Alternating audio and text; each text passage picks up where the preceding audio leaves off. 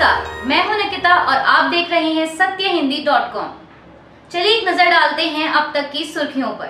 कर्नाटक चुनावों के लिए बीजेपी के बाद अब कांग्रेस ने भी अपने स्टार प्रचारकों की लिस्ट जारी कर दी है। कांग्रेस की इस लिस्ट में हाल ही में बीजेपी से आए जगदीश शेट्टार का नाम शामिल किया गया है। वहीं लंबे समय से अशोक गहलोत से चल रहे विवाद के चलते लिस्ट में से सचिन पायलट का नाम हटा दिया गया है। कांग्रेस की इस लिस्ट में राजस्थान के मुख्यमंत्री अशोक गहलोत, छत्तीसगढ़ के मुख्यमंत्री भूपेश बघेल और हिमाचल के मुख्यमंत्री सुखविंदर सिंह सुक्खू का नाम शामिल है। इसके साथ साथ मल्लिकार्जुन खड़गे, सोनिया गांधी, राहुल गांधी, प्रियंका गांधी, जयराम रमेश, पी चिदम्बरम और शशि थरूर को भी कर्नाटक चुनाव में प्रचार की जिम्मेदारी मिली है। कर्नाटक कांग्रेस ने इस लिस्ट में सिद्धरमैया, डी.के. शिवकुमार, वीरप्पा मोइली के नाम को भी शामिल किया है। कर्नाटक में होने वाले विधानसभा चुनाव के मद्देनजर सत्तारूढ़ बीजेपी ने अपने स्टार प्रचारकों की लिस्ट जारी कर दी है। स्टार प्रचारकों की इस लिस्ट में पीएम नरेंद्र मोदी, केंद्रीय गृह मंत्री अमित शाह, बीजेपी के राष्ट्रीय अध्यक्ष जेपी नड्डा, केंद्रीय रक्षा मंत्री राजनाथ सिंह, यूपी के सीएम योगी आदित्यनाथ, केंद्रीय मंत्री स्मृति ईरानी समेत 40 लोगों के नाम शामिल हैं।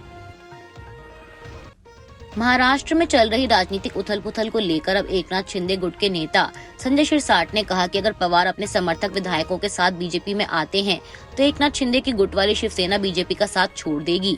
मीडिया से बात करते हुए संजय शिरसाट ने कहा कि इसे लेकर हमारी नीति स्पष्ट है। एनसीपी विश्वासघात करने वाली पार्टी है। हम सत्ता में रहते हुए भी एनसीपी के साथ नहीं रहेंगे। अगर बीजेपी एनसीपी को अपने साथ ले जाती है तो महाराष्ट्र को यह पसंद नहीं आएगा। उन्होंने आगे कहा कि हमने कांग्रेस एनसीपी का साथ इसलिए छोड़ा क्योंकि हम उनके साथ नहीं रहना चाहते थे।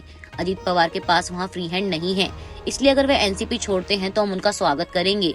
अगर वह एनसीपी नेताओं के एक समूह के साथ आते हैं तो हम सरकार में नहीं रहेंगे। संजय ने कहा कि अजीत पवार की नाराजगी इसीलिए है क्योंकि उनके बेटे पार्थ पवार पहले चुनाव हार गए थे। उनकी नाराजगी का सुप्रीम कोर्ट के समक्ष लंबित शिवसेना के 16 विधायकों को अयोग्य ठहराने की याचिका के मामले से कोई संबंध नहीं है। तृणमूल कांग्रेस के वरिष्ठ नेता मुकुल रॉय के बीजेपी में जाने को लेकर अब पश्चिम बंगाल की मुख्यमंत्री ममता बनर्जी ने बयान दिया है और कहा कि वे जानती हैं कि मुकुल रॉय बीजेपी के विधायक हैं।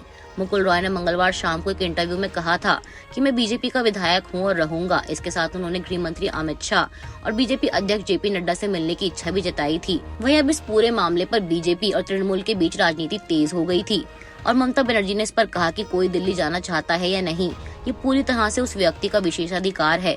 लेकिन मैंने सुना है कि मुकुल रॉय के बेटे शुभ्रांशु रॉय ने आरोप लगाया है कि उनके पिता को अगवा कर लिया गया है और इस बारे में एफआईआर भी दर्ज करा दी गई है। ममता बनर्जी ने कहा कि मुझे लगता है आपको पता ही होगा कि बीजेपी किस तरह से व्यवहार करती है। उन्होंने आगे कहा कि मुझे पता है मुकुल रॉय बीजेपी के विधायक हैं और हो सकता है उन्हें धमकाया गया हो, ये बहुत छोटी बात है। टीएमसी नेता मुकुल रॉय के भाजपा में शामिल होने के बयान पर बीजेपी नेता शुवेंदु अधिकारी ने तंज कसते हुए कहा कि बंगाल बीजेपी को उनमें कोई दिलचस्पी नहीं है।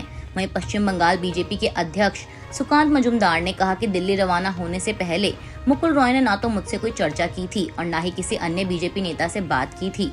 मुकुल रॉय ने अपनी राजनीतिक विचारधारा के कारण हमारी पार्टी छोड़ी थी। वहीं मुकुल रॉय के बेटे शुभ्रांशु रॉय ने पीटीआई भाषा से बातचीत के दौरान कहा कि उनके पिता बहुत ज्यादा बीमार हैं और वे डिमेंशिया तथा पार्किंसन बीमारी से जूझ रहे हैं। उन्होंने पत्रकारों से कहा कि मेरे पिता की मानसिक स्थिति ठीक नहीं है।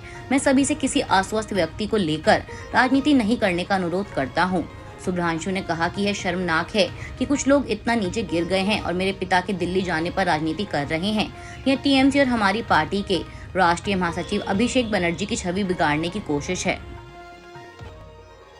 बीजेपी नेता शुवेंदु अधिकारी के ममता बनर्जी के अमित शाह से बातचीत को लेकर अब पश्चिम बंगाल के मुख्यमंत्री ने जवाब दिया है।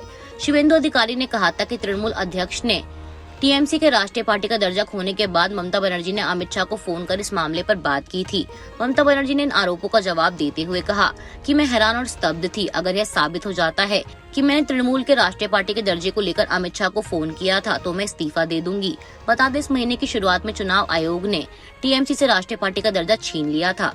लगातार चल रही विपक्षी एकता के कवायदों पर भी ममता बनर्जी ने कहा, कभी कभी चुप्पी ही सबसे बेहतर होती है। ऐसा नहीं है कि विपक्ष एक साथ नहीं बैठा है, हम सभी मौजूद हैं और हर कोई एक दूसरे के साथ संबंध बनाए हुए है। जब ऐसा कुछ होगा तो राजनीतिक तूफान आएगा। विपक्ष की तरफ से जाति जनगणना को लेकर सरकार पर बनाए जा रहे दबाव पर अब बीजेपी ने पलटवार करने का फैसला किया है। कर्नाटक में राहुल गांधी के जातिगत जनगणना को समर्थन करने पर बीजेपी ने कहा कि कांग्रेस अब आरक्षण की 50% सीमा को तोड़ने की भी मांग कर रही है, जो सुप्रीम कोर्ट ने तय की है।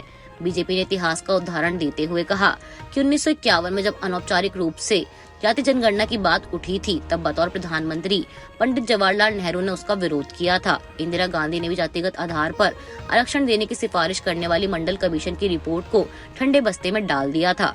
सूत्रों के मुताबिक बीजेपी प्रवक्ताओं को मिले नोट में कहा गया है कि इंदिरा गांधी की मृत्यु के बाद राजीव सरकार ने भी मंडल आयोग की रिपोर्ट पर अमल नहीं किया था और बतौर गृह मंत्री पी चिदम्बरम ने भी 2010 में तत्कालीन कानून मंत्री वीरप्पा मोइली को नेहरू की सोच के बारे में बताया था और जातिगत जनगणना की मांग के गंभीर परिणाम के प्रति चेताया था। आने वाले विधानसभा चुनाव को मद्देनजर रखते हुए मध्य प्रदेश सरकार ने मदरसों का रिव्यू करने का फैसला किया है। मध्य प्रदेश के मुख्यमंत्री शिवराज सिंह चौहान ने कहा कि मदरसों में कट्टरता और अतिवाद को बर्दाश्त नहीं किया जाएगा। शिवराज सिंह चौहान ने अपने ट्वीट में लिखा कि मध्य प्रदेश में अवैध मदरसे संस्थान जहां कट्टरता का पाठ पढ़ाया जा रहा है, उसका रिव्यू किया जाएगा। कट्टरता और अतिवाद बर्दाश्त नहीं किया जाएगा। मुख्यमंत्री ने आगे कहा कि उन्होंने इस बारे में अधिकारियों को कई निर्देश दिए हैं। सीएम के साथ इस मुद्दे पर बीजेपी प्रदेश अध्यक्ष वीडी शर्मा ने कहा कि यह सरकार का महत्वपूर्ण निर्णय है। सिर्फ मदरसों का नहीं, हर संस्थान का रिव्यू होना चाहिए। सरकार का यह निर्णय सबके हित में है।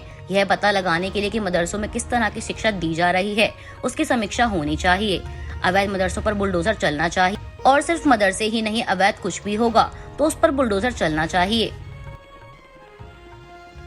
रक्षा मंत्री राजनाथ सिंह ने सीमा कमांडरों के चल रहे सम्मेलन में सेना की तारीफ करते हुए और उनका हौसला बढ़ाते हुए कहा कि हमारी क्षेत्रीय अखंडता की रक्षा के लिए चरम मौसम और शत्रुतापूर्ण ताकतों का सामना करने वाले हमारे सैनिकों के लिए सर्वोत्तम हथियारों, उपकरणों और कपड़ों की उपलब्धता सुनिश्चित करने के लिए हमारी सरकार तैयार है। और उन्होंने आगे कहा कि युद्ध की तैयारी एक सतत घटना होनी चाहिए और हमें हमेशा अप्रत्याशित और अनिश्चित घटनाओं के लिए तैयार रहना चाहिए, जो किसी भी समय सामने आ सकती हैं।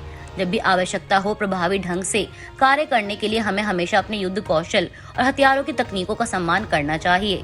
रक्षा मंत्री राजनाथ सिंह ने बुधवार को चीन के साथ देश की सीमा पर किसी भी आकस्मिक स्थिति को संभालने के लिए भारतीय सेना पर विश्वास जताया और कहा कि लद्दाख क्षेत्र में जारी विवाद के शांतिपूर्ण समाधान के लिए बातचीत जारी रहेगी।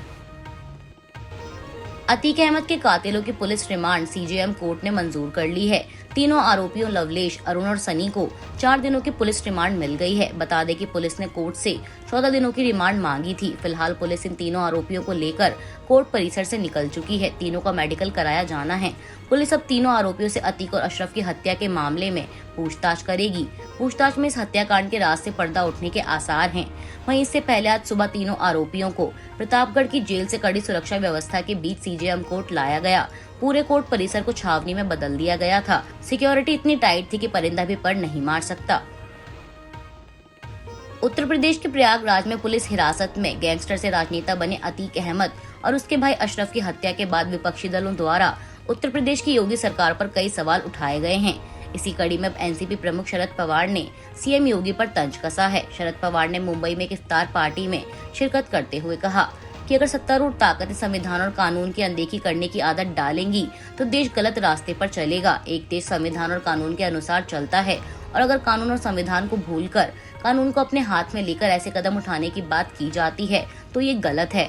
अगर भय का ऐसा माहौल बनाने की कोशिश की जाती है तो यह देश के लिए ठीक नहीं है।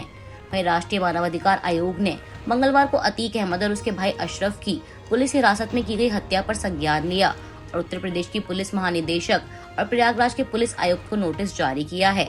एनएचआरसी ने राज्य पुलिस को 4 हफ्तों के भीतर हत्या की जांच की रिपोर्ट सौंपने को कहा है। आईपीएल में आज जयपुर के सवाई मानसिंह स्टेडियम में राजस्थान रॉयल्स और लखनऊ सुपर जायंट्स आमने सामने हैं। राजस्थान रॉयल्स ने टॉस जीतकर पहले गेंदबाजी करने का फैसला किया है और लखनऊ सुपर जायंट्स को पहले बल्लेबाजी का आमंत्रण दिया है। अभी के लिए बस इतना ही। बाकी की खबरों के लिए बने रहिए सत्यहिंदी.com के साथ।